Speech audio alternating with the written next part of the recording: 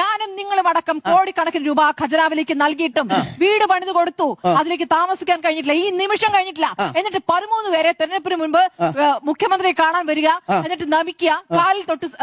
മാധ്യമപ്രവർത്തക സ്മൃതി പരുത്തിക്കാടിനെതിരെ ഇടതുപക്ഷ സൈബർ ഹാൻഡിലുകളിൽ നിന്ന് വ്യാപകമായ അധിക്ഷേപവും സൈബർ ആക്രമണവും. റിപ്പോർട്ടർ ടിവിയിലെ മീറ്റ് ദി എഡിറ്റർ എന്ന പരിപാടിയിൽ വയനാട് പുനരധിവാസവുമായി ബന്ധപ്പെട്ട് നടത്തിയ പരാമർശമാണ് പ്രകോപനത്തിന് കാരണം. വയനാട് ദുരന്തബാധിതരെ തിരഞ്ഞെടുപ്പ് പ്രചാരണത്തിന് കൊണ്ടുവന്നതിനെ നാടകം എന്ന് വിശേഷിപ്പിച്ചതാണ് ഇടത് സൈബർ ഗ്രൂപ്പുകളെ ചൊടിപ്പിച്ചത്. സ്മൃതിക്കെതിരെ അറപ്പുളവാക്കുന്ന ഭാഷയിലുള്ള വ്യക്തിഹത്യയും സ്ത്രീവിരുദ്ധ പരാമർശങ്ങളുമാണ് സോഷ്യൽ മീഡിയയിൽ നിറയുന്നത്. എന്നാൽ മാധ്യമപ്രവർത്തക എന്ന നിലയിൽ താൻ നടത്തിയ രാഷ്ട്രീയ വിമർശനത്തെ വളച്ചൊടിച്ച് അധിക്ഷേപിക്കുന്നത് ജനാധിപത്യ വിരുദ്ധമാണെന്ന് സ്മൃതിയെ അനുകൂലിക്കുന്നവർ പറയുന്നു. സൈബർ ഗുണ്ടായിസം എന്ന് അബിൻ വർക്കി. CPM നിലപാടുകളെ ചോദ്യം ചെയ്യുന്ന മാധ്യമപ്രവർത്തകരെ മാപ്രകളായി മുദ്രകുത്തി ആക്രമിക്കുന്നത് പാർട്ടിയുടെ സ്ഥിരം ശൈലിയാണെന്ന് യുവ കോൺഗ്രസ് നേതാവ് അബിൻ വർക്കി ആരോപിച്ചു. സ്മൃതിയുടെ കുടുംബം പാരമ്പര്യമായി ഇടതുപക്ഷ അനുഭാവമുള്ളവരായിരുന്നിട്ടും പാർട്ടിക്ക് ഓശാന പാടാത്തതിന്റെ പേരിൽ അവരെ വേട്ടയാടുകയാണ്. ഭരണകൂടത്തിന്റെ വിനാശകരമായ രീതികളെ എതിർക്കുന്നവരെ തെറിവിളികളിലൂടെ നേരിടുന്ന CPM സൈബർ ഗുണ്ടകളെ പ്രതിരോധിക്കണമെന്നും അദ്ദേഹം ആഹ്വാനം ചെയ്തു. വേട്ടയാടൽ സ്ത്രീയായതുകൊണ്ടെന്ന് KK രമ.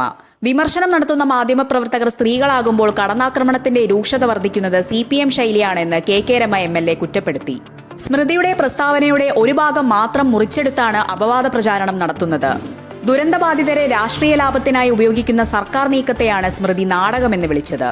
ഇത്തരം ആൾക്കൂട്ട അസഭ്യവർഷങ്ങൾ കൊണ്ട് വിമർശനങ്ങളെ നേരിടാമെന്ന് ആരും വ്യാമോഹിക്കേണ്ടെന്നും രമ പറഞ്ഞു.